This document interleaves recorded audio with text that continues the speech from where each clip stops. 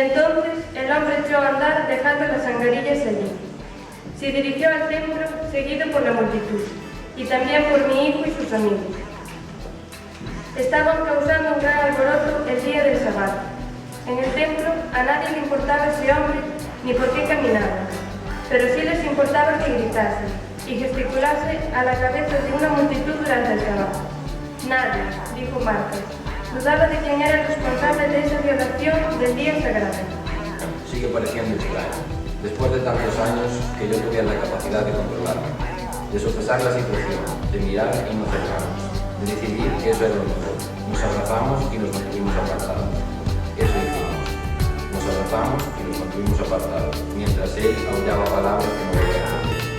Y tal vez hubiera tenido que acercarme a él, sin pensar en las consecuencias. No habría servido de nada, pero al menos ahora no tendría que estar